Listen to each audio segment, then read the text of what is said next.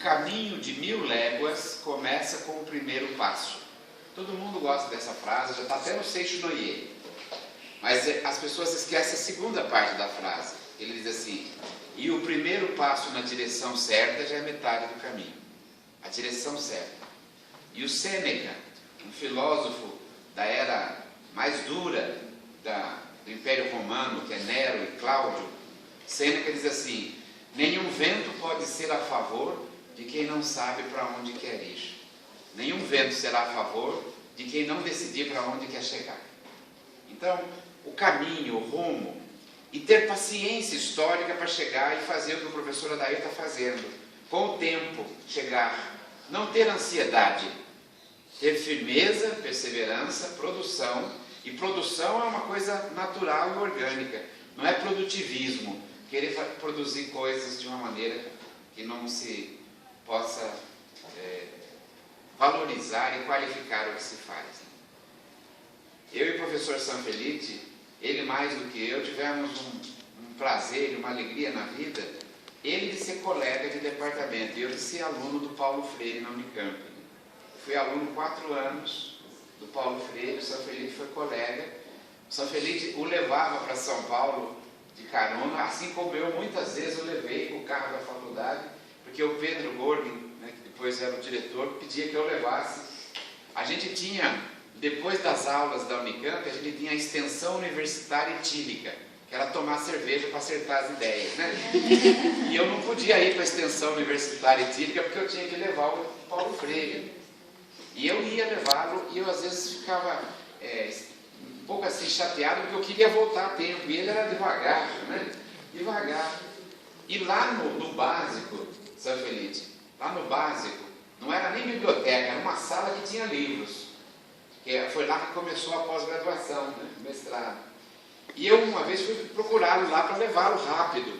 E ele estava esperando a Fátima Freire que vinha, né, para levar os dois, porque a Fátima trabalhava na CPFL com o Ladislau Balbora, a filha dele. E eu, ansioso, entrei na biblioteca. O Paulo Freire, biblioteca não, uma salinha de livros, que não era. Ele lendo um livro e eu ansioso para poder ir logo e voltar logo. Falei: professor Paulo Freire, não dá para o senhor adiantar aí, o senhor vai lendo, lê depois, porque daí é difícil de sair de São Paulo. Dá uma desculpa. Ele falou assim: Cezinha, você é muito ansioso. Aí eu sentei do lado e fiquei balançando a perna. Aí estava cheio de tese de mestrado, doutorado na parede. Ele pôs a mão em cima da minha mão e falou assim: Cezinha, você está vendo essas teses de mestrado e doutorado? Eu falei: estou vendo. Algumas delas são tão estéreis que nem a traça come ela. Me gelou o coração, né? Aí eu falei assim: como, professor? Eu falei assim: algumas são tão estéreis, não nasceram de problemas reais, são puro alpinismo acadêmico. Gente que quer subir na carreira sem preocupação nenhuma com a realidade. Você, quando fizer a sua, menino, não faça desse jeito. Faça uma tese, faça uma dissertação que diga respeito aos problemas reais que a vida e a educação estão a exigir. Eu fiquei mudo. Passei anos congelando aquilo. E ao fazer o meu mestrado e doutorado, assim como ao ler agora o texto do professor Adair, eu tenho clareza de que o que ele fez, assim como eu quis fazer, o Sanfelice foi da minha banca, de mestrado, de doutorado, de entrada na Unicamp, de pós-doutorado, de livre docente e de titular, né? Então, todas as bancas. E eu também acho que ele pode testemunhar. Eu nunca quis fazer alpinismo acadêmico. Eu quis fazer uma tese, uma dissertação, que buscasse resolver algumas das questões que eu estava vendo. E aquilo foi aquele baque que a palavra do Paulo Freire deu em mim. Então vocês também, eu acho que se tiverem essa sensibilidade, procurem produzir sempre, fazer boas perguntas à realidade e depois encontrar com um bom orientador as fontes necessárias para responder a pergunta. Porque o pesquisador é o que faz uma boa pergunta. E a gente que trabalha no materialismo histórico crítico ou dialético, sabe que o Marx diz que a humanidade, o ser humano, não faz perguntas para os quais a história já não tenha prontas respostas. Basta investigar onde é que elas estão. Então, fazer boas perguntas e depois encontrar fontes fidedignas para encontrar boas respostas é o segredo da curiosidade científica. A curiosidade não pode ser diletante, tem que ser uma curiosidade metódica, que a gente aprende com o orientador. Nenhum de nós vai ficar pesquisador sozinho, porque ninguém aprende sozinho. A gente aprende numa relação amadurecida com um professor que tem às vezes um esclarecimento de conteúdo maior, tem uma versatilidade pedagógica maior que a gente e tem maturidade psicológica para nos conduzir também. São essas três virtudes para formar um pesquisador. E o pesquisador, a meu ver, ele tem que resgatar aquilo que um medievalista chamado Bernard de Chartres escreveu lá na Idade Média e que o Sir Isaac Newton copiou. Esse negócio de copiar os outros é antigo, né? E o Bertolt Brecht copiou do Sir Isaac Newton. É um texto de um medievalista que diz: suba no ombro dos gigantes para olhar mais longe, mas ao olhar mais longe seja humilde, reverencia quem te segurou no ar para que pudesses ver. Aprender é subir no ombro de gigantes, ensinar é deixar que jovens, crianças e adolescentes subam nos seus para ver mais longe, com autonomia e liberdade. Eu acho que isso é a trajetória da pesquisa, é dar os ombros para que as pessoas com reverência e com humildade possam chegar mais longe as questões que estão.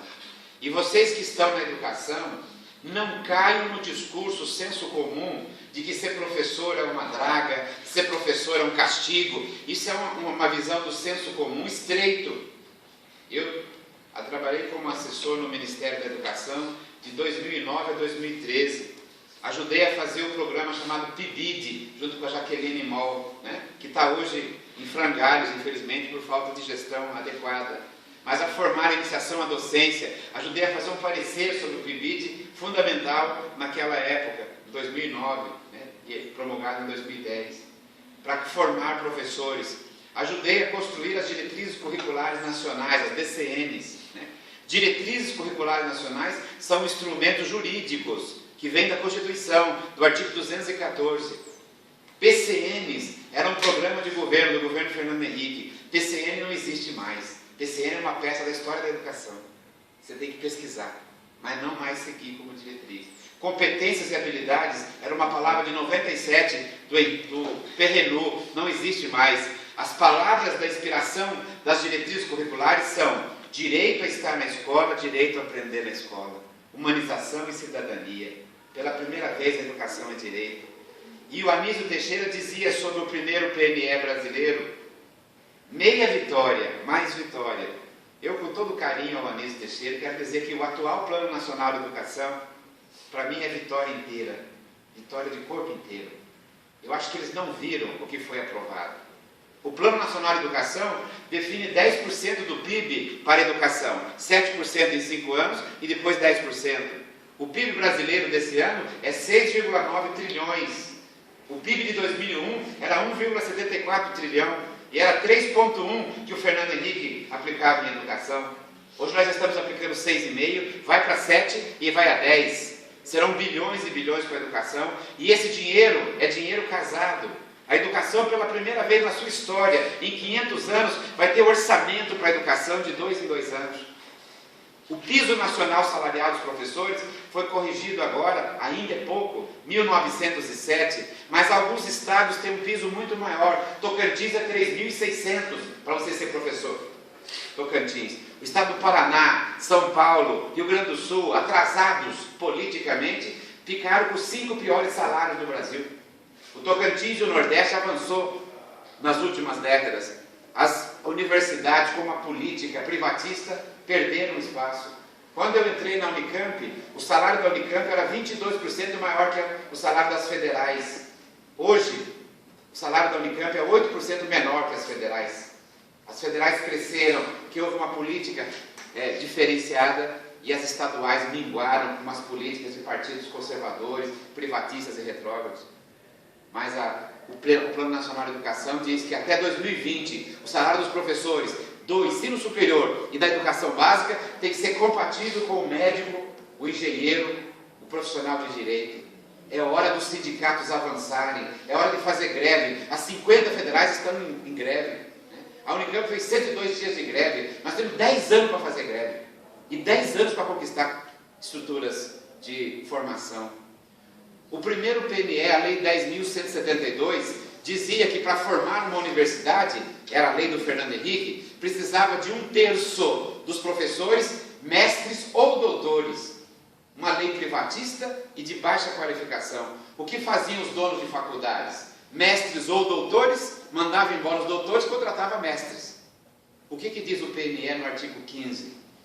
A universidade brasileira vai ser avaliada a partir de novos critérios. Quais são os critérios? Para ser universidade hoje, tem que ter 75% do corpo docente com mestrado e doutorado estrito sensu, sendo 40% mestre e 35% doutores. Ou seja, abrir o mercado para todo mundo que vai fazer o mestrado, abrir o mercado para todo mundo que vai fazer o doutorado, porque essas faculdades de beleza vão quebrar todas, né? Por quê? Porque elas não têm como garantir, nos próximos 5 anos, que a cada 5 tem que ter uma nova autorização, 75% do corpo docente com mestrado e doutorado estrito sensu. Então a carreira acadêmica é a mais promissora carreira do Brasil, aberta pelo PNE. Quem fizer mestrado e doutorado e quem fizer lutar pelos seus direitos, vai ter a melhor década da educação de toda a sua história. Porque agora tem um plano nacional como base, porque agora tem recursos para a educação, sindicatos organizados, diretrizes curriculares, ampliação de jornada para a educação integral, tem que ampliar em 50%, política de inclusão para o deficiente, emenda a meta 4, mas temos a meta 8, conteúdo afrodescendente na escola. O Plano Nacional de Educação é a lei mais bela que eu já vi sobre educação. Eu vou me aposentar, tenho direito de me aposentar daqui a 4 anos. Mas eu vou ficar 10 anos, porque eu vou disputar até o último dia do PNE. Porque a minha luta vai ser fazer o PNE virar prática social. Eu lutei como Sanfelite muito mais na ditadura militar, no movimento estudantil. Eu fui da Libelu, Liberdade de Luta, né? Para que alguns direitos virassem leis. Hoje eu acho que a gente tem que inverter a lógica. É fazer a lei virar prática social. E só pode convencer os outros quem está convencido. Então o pedagogo convencido, no bom sentido da palavra, é aquele que sabe que as melhores condições para a educação projetadas estão para essa década, 2014-2024. O que vai ser preciso? Sindicalizar-se, organizar a categoria, ter 1/3 a mais, que já é direito, para preparar aulas e corrigir provas, ampliar a jornada da escola, ter diretrizes claras para a escola, ampliar jornada, diretrizes claras, formação permanente, que não é mais, se fala capacitação, é uma palavra horrorosa, não se usa treinamento, isso é coisa para rato e cachorro, e não se usa reciclagem de professor, é formação inicial e formação continuada. Formação inicial, a universidade, formação continuada, tudo que ele faz depois da universidade, e formação permanente, a junção das duas, pelo PNE. Então, eu queria que vocês despertassem, não é a universidade que faz o pesquisador, é o pesquisador que faz a universidade. Não é a universidade que faz o aluno, é o aluno que faz a universidade. Com uma boa biblioteca, sem preguiça, sem cair no canto das sereias, que é hoje ceder ao fácil, ao senso comum, ceder ao chup-contro, fazer alguma coisa para passar. Não fraudem a vossa formação. Estudem, leiam, ampliem o vocabulário, procurem ler e aprofundar aquilo que for mais desafiante. Façam da vossa formação a maior herança que vocês vão deixar para vocês mesmos e para os vossos filhos e para as escolhas que fizerem amorosas. Estudem. Aquele que entrar e buscar só o diploma nessa faculdade vai fraudar a formação como a maioria do Brasil frauda. Mas aquele que vier aqui e brigar para ter formação para compreender as coisas com profundidade e ter sensibilidade para alterá-las, né? Eu volto ao velho método do Gramsci. Outra vez o Adair se apega no Gramsci, no Lenin. O trabalho dele está carregado dos grandes, né? Gigantes, né? O Gramsci diz assim: pessimismo da inteligência, passe tudo pelo crivo da crítica, e otimismo da vontade. Tudo pode ser mudado. Ser crítico é uma coisa, ser pessimista é outra. O pessimista ajuda a direita, o crítico não. O crítico critica tudo, mas diz: foi assim, mas pode ser diferente, e eu vou fazer diferente. Então eu queria dizer a vocês: formem a vocês mesmos, demandem os professores, demandem a carreira, porque a década que está aberta para vocês é a melhor década da educação brasileira. conquista de Anísio Teixeira, conquista de Darcy Ribeiro, de Paulo Freire, a Escola Parque, a Escola Necessária de Luiz Antônio Cunha, a Pedagogia Histórico-Clínica do Hermival Saviani, a Escola Plural do Miguel Arroio, a Escola Unitária de Antônio Gramsci.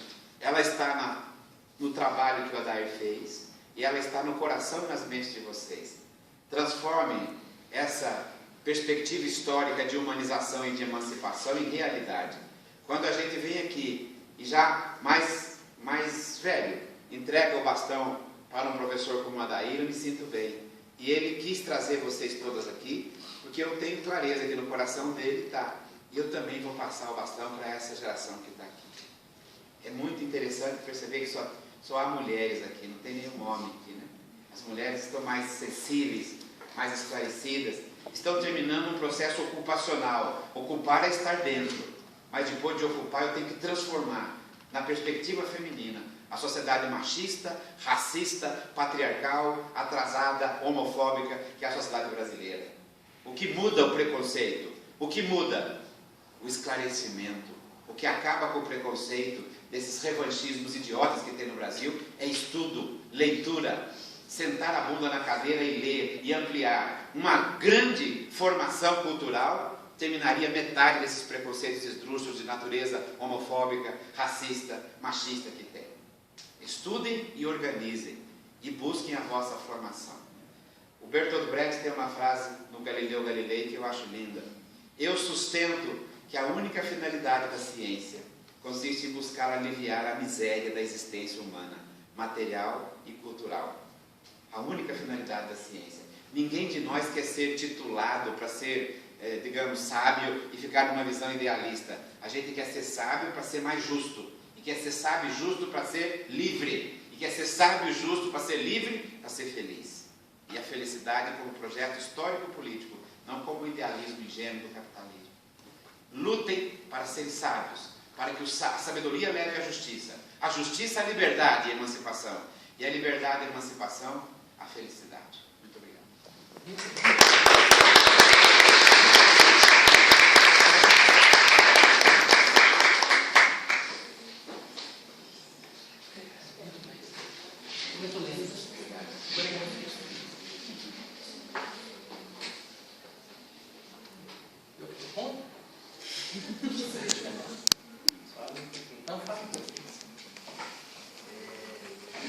Bom dia. Bom dia.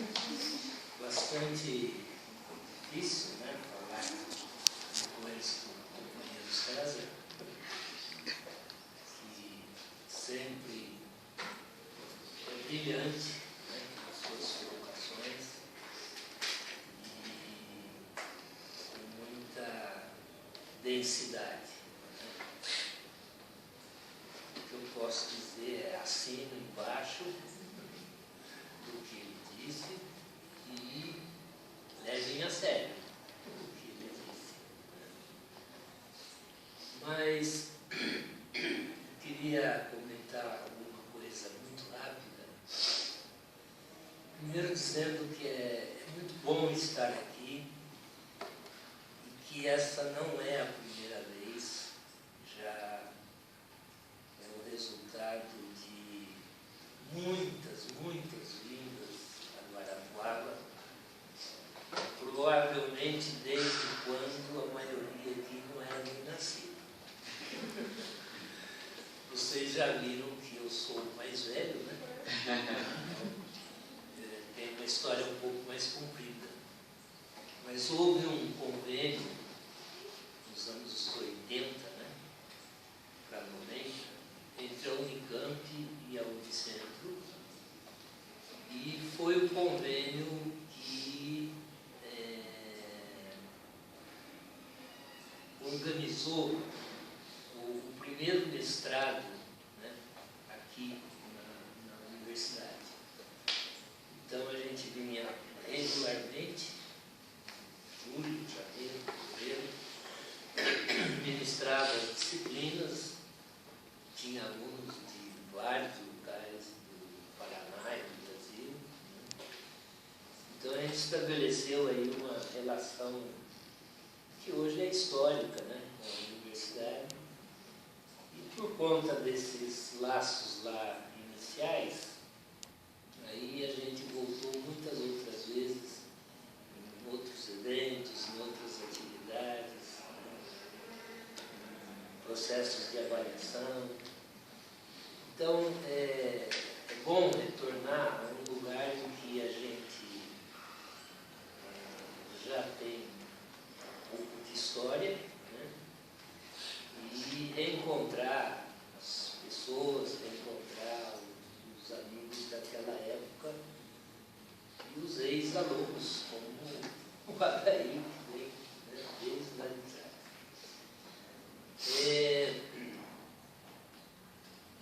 A outra coisa que eu quero falar é que eu me lembro bem, né, que na defesa do Adair, mestrado, né, ele armou toda uma situação para que estivesse presente a professora dele. Foi isso mesmo?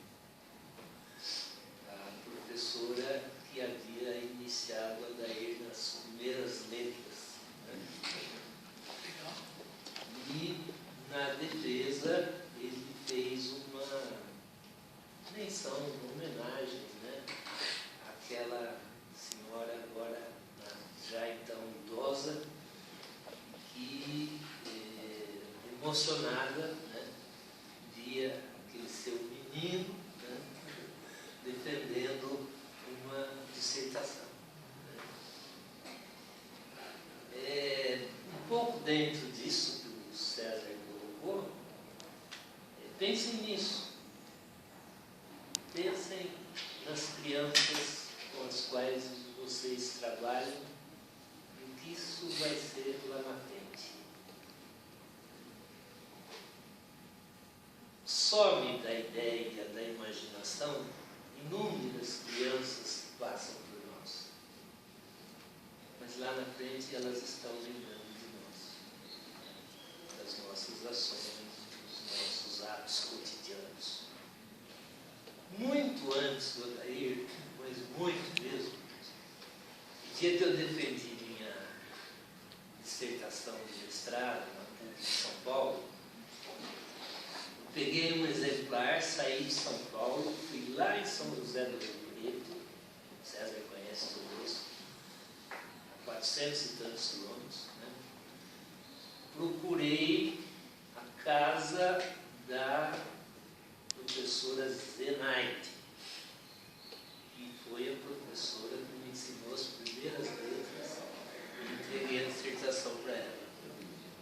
Falei, ó, professora, velhinha, né? A mulher despegou a chorar desesperadamente, né? Entra, né?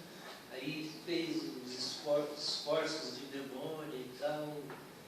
Chegamos lá, né? Falei, comecei lá com a senhora. Então tem uma construção que a gente vai fazendo, que às vezes a gente perde a dimensão, né? Não tem muita noção. Recentemente nós fomos a Maranhão, uma colega nossa do grupo de pesquisa, do STEB-VR, que é a professora Fátima Pérez, né? Uma lutadora brilhante na educação. Ela reuniu os veteranos, assim, das relações, né, desse grupo de pesquisa, e com a ideia que ela falava assim, olha, precisa criar o caminho, né, dessa geração que vocês foram, com essa geração que está aí entrando na universidade, né? Porque não adianta muito eu falar para vocês, ó, vocês lembram do golpe de 64? Ficando doido, professor, lembraram do golpe de 64? Não era nascido, né? E vai por aí afora.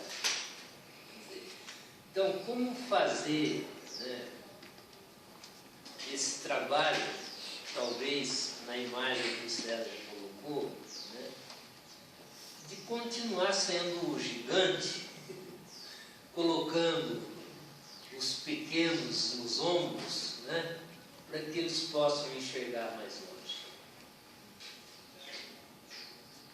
O meu caminho é o da história. Olha, como é que eu tento fazer essa relação?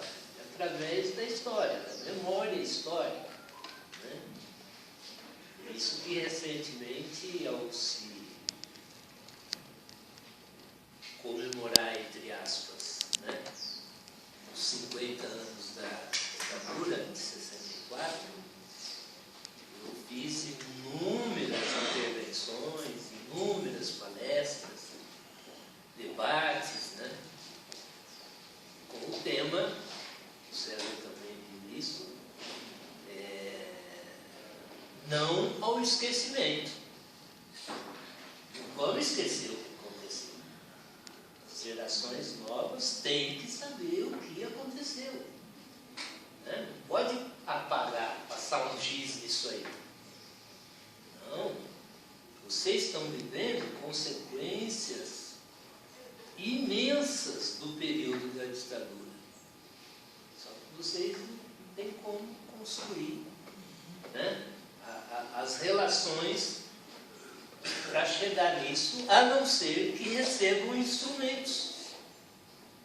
E aí o instrumento é claro. Quer dizer, a história é um caminho. Né?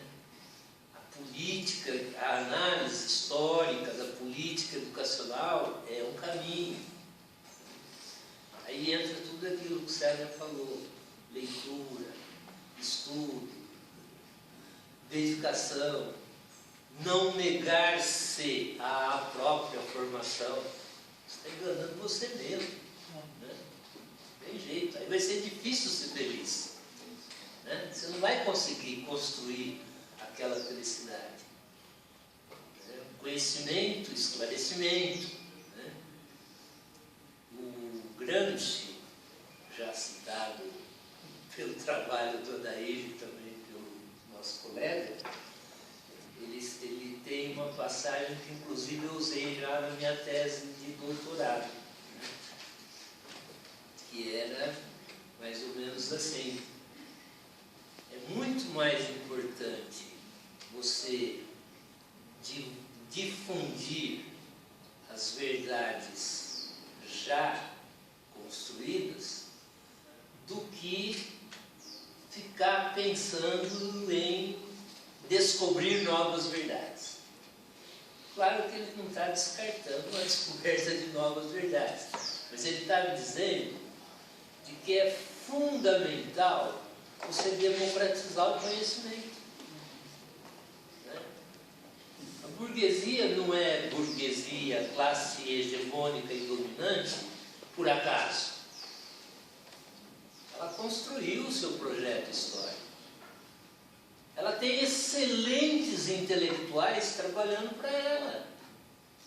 Colegas nossos, né, são todo dia cooptados para o lado da luta burguesa. Né? Cientistas, historiadores estão lá.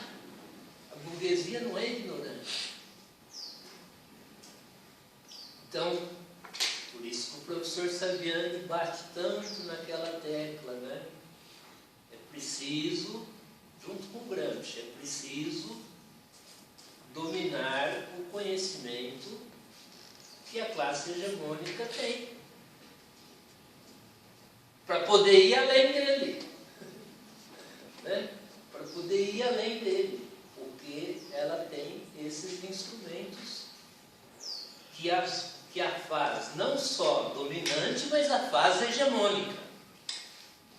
E o que é fazer-se hegemônica? É fazer com que as outras classes sociais pensem como ela. Aí dá essa caca que está acontecendo hoje na sociedade brasileira. Esses destrambelhados, esses movimentos, né, que estão acompanhando uma burguesia que foi derrotada no processo eleitoral legítimo, que não se conforma com uma derrota eleitoral legítima e quer criar situações do golpismo como foi antes de 64. E vocês não lembram como foi antes de 64. Foi assim. Saía-se às ruas com essas bandeiras, com uma diferença. O inimigo era o comunismo. Cadê? Onde estava o comunismo? O inimigo era o comunismo. Hoje, o inimigo é a corrupção. Não estou defendendo a corrupção. Até o último grau que tiver que apurar e pagar, eu sou a favor. Mas isso não é opção para bandidagem na política, que é o golpismo, né? Que é o antidemocrático. Você não pode caminhar por isso. Aí, acima e embaixo, tem que ter a informação, tem que ler. A Veja é um lixo. A Isto É não serve para nada. É toda a imprensa e a grande mídia a serviço do capital. Então, aonde que nós vamos ler? Bom, o que tem depois alternativo? Então, é fundamental, uma dimensão também, às vezes gramsciana, às vezes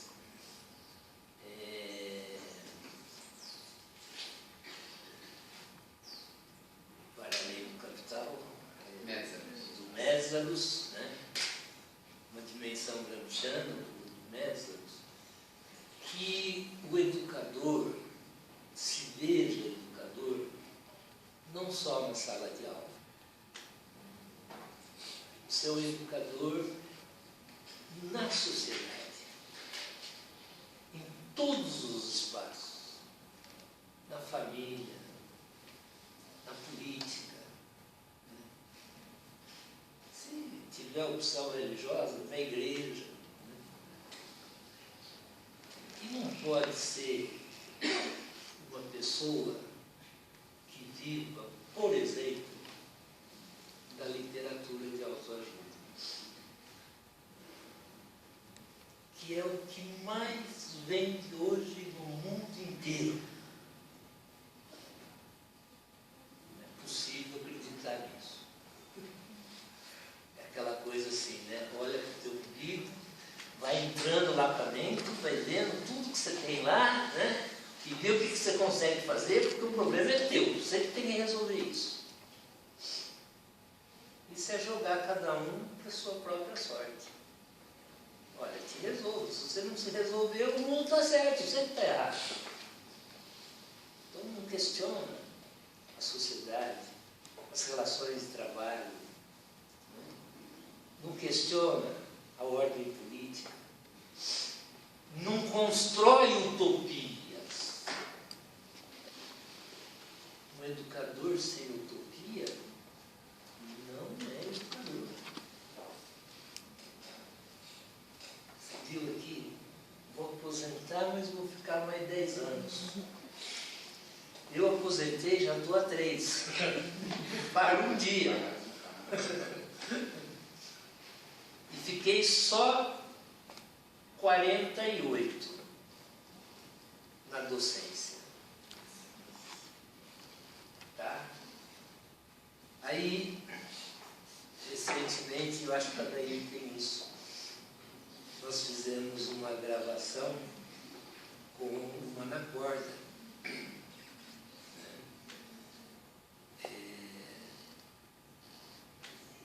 Que veio a falecer depois. Né? Aí pediram a ele uma mensagem aos estudantes de pedagogia no Brasil. Ele estava lá na Itália, aí ele fala assim, mais ou menos assim, bom, primeiro eu não sei qual que é a condição em que esses estudantes se formam lá no Brasil, não conheço essa realidade. Mas posso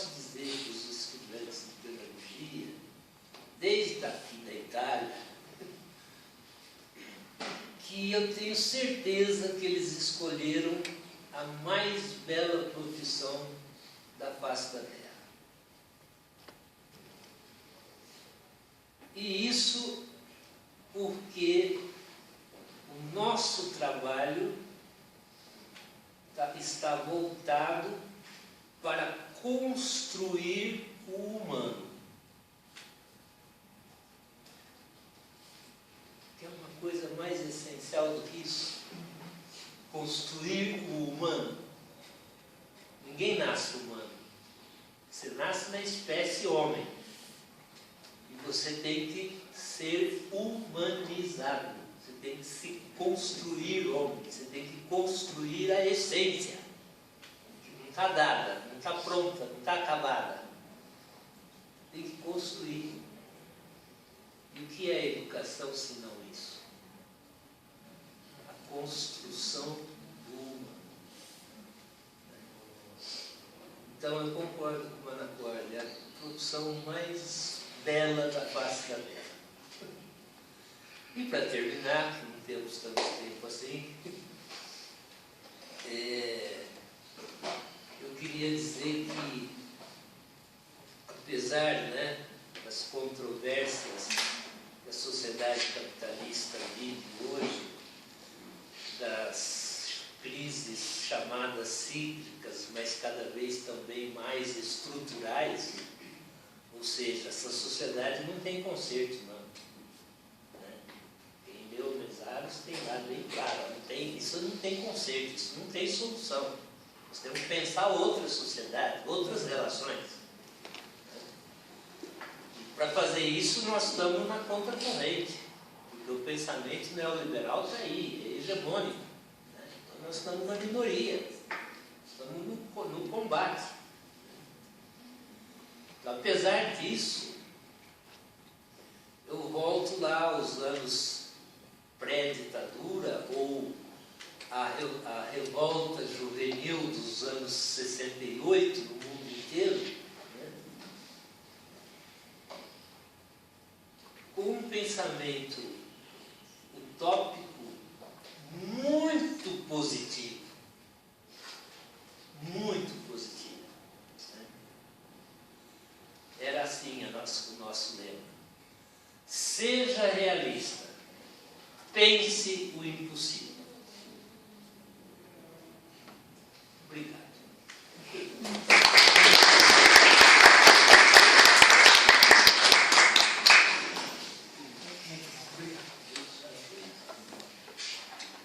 Puxa,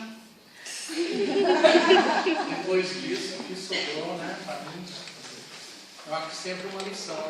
Eu sempre digo para vocês o seguinte, que talvez uma das maiores virtudes para quem quer ser mais humano, como o Sanfelice colocou, é ter a humildade de reconhecer o estágio que você se encontra, nos mínimos detalhes. Naquele texto que tem um erro de português, ou na nossa postura diante de problemas do cotidiano, né?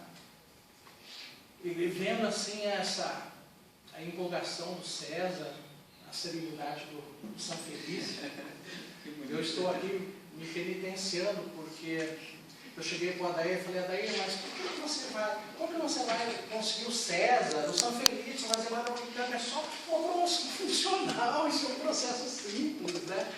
Mas olha, eu tenho que pedir desculpas e reconhecer que você fez uma coisa muito legal, em trazer e criar, por exemplo, essa condição, porque de todos os processos, tem um fato de promoção funcional aqui na universidade, que é o seguinte: eu fui o primeiro professor associado do Departamento de Pedagogia, e por conta disso eu sou convidado, porque o regulamento diz que tem que ter um associado na banca.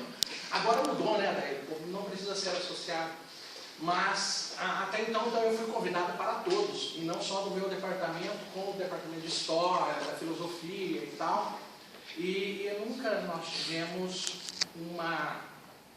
um processo, né, de discussão de um trabalho científico para esse efeito com essa característica, que eu considero extremamente importante. Eu adoro participar dessas bancas, porque é um momento educativo, um momento formativo privilegiado para a gente, para quem também participa. Então estou pedindo desculpas, eu falei que errei, estou aprendendo. E ao ouvir o César, o Sanfelice, eu me encho de forças e de coragem para enfrentar uma série de coisas, que tem momentos que a gente se fragiliza, né? Mas vendo os companheiros assim tão convictos, né? Isso revigora as forças e a gente aprende, né? Acho que aquela frase tão conhecida do Paulo Freire, que a gente se educa uns aos outros, é muito verdadeira, né? Então, eu acho que diante desse processo é um momento de aprendizagem. Eu acho que é importante que vocês tenham de reconhecer que nós precisamos ser melhores, nós precisamos ser mais humanos. Eu me lembro que eu tenho um carro ali, um CD que eu ouço sempre, do Pablo Milanese, aquele famoso poeta e compositor cubano, não sei se vocês conhecem. E tem uma música incrível, né, de um bom comunista como o Pablo Milanese, eu acho que chama-se Creio em Ti. E ele vai colocando os versos, eu creio em Ti e tal, e tem duas falas muito lindas, e no término da canção, né, uns arranjos e tal, ele fala, creio em Ti, revolução. Revolução. É uma música muito linda, assim, a gente treme, mas tem duas falas no meio da música que eu sempre, às vezes eu até coloco no quadro, assim, ali no departamento, escrevo, ou ali quando estou dando aula. Uma fala dele é assim, nada é mais humano que aprender a ser humano. Nada é mais humano. A tradução é mais ou menos isso, né? Estou parafraseando um pouco. Eu acho que essa fala, e aí nós sabemos, e a gente sente que a poesia, os artistas, eles são filósofos, assim como os filósofos, de certa maneira, são artistas, né? Você pega, quando você lê o Fernando Pessoa, você fala, não, mas esse cara é um filósofo, né? Porque, na verdade, as coisas estão, assim, muito amarradas. No fundo, um artista, um pensador, ele tem essa preocupação, ele quer ser um pouco mais humano mesmo, né? E ele toca em coisas que nos tocam. Eu acho que o sentido da arte também tem essa característica, ela tem esse caráter singular por ser produzida ou imaginada por um ser individual, mas ela tem o caráter universal de tocar várias pessoas e de tocar de formas diferentes, né? Às vezes aquilo que o autor pensou é recebido, né, de uma forma diferente. Eu acho que é isso que é bonito e mostra a dimensão da humanidade. Eu sempre falo nessa última questão que o Sanfelice colocou, que o grande desafio à humanidade, ela tem, a maior virtude da humanidade é a cultura, mas também é o maior desafio, porque é a cultura que diferencia os homens dos animais. Mas é o maior desafio também porque o processo de apropriação e transformação da cultura é um processo extremamente difícil, né? Eu faço às vezes comparação com os outros animais, que eles nascem já preparados para viver. E o ser humano não, ele precisa de um longo processo. Talvez é o ser vivo que precisa de um processo mais longo de formação. Por isso que é verdadeiro isso que o Sanfelice coloca, que o humano acorda deu a deixa. Talvez a educação, o fato de você participar disso como profissional, o papel do educador, ele é um papel decisivo, porque afinal de contas a cultura é o objeto da educação, né? Nas suas formas, nas suas diferentes formas de expressão, no ambiente escolar ou fora dele, a cultura tem esse papel. E eu acho que a gente está se humanizando todos os dias quando a gente estabelece uma relação verdadeira de reconhecer o que passa, né, no nosso mundo. Nós temos que ter essa capacidade. E por isso que eu tenho uma outra fala naquela música do Milanese, do Pablo Milanese, que ele vai falar assim, uma tradução acho que é mais ou menos assim, alegro-me porque todas as manhãs nasce um dia, ou entra um novo dia pela minha janela. Né? Então quero dizer que hoje nasce um novo dia, que entrou pela minha janela, que foi a possibilidade de ter o contato com o Sanfelice, que foi meu professor também, no mestrado, o professor que mais contribuiu naquele momento, e o fato de conhecer o César, né, de ter essa possibilidade. Então eu acho que é isso.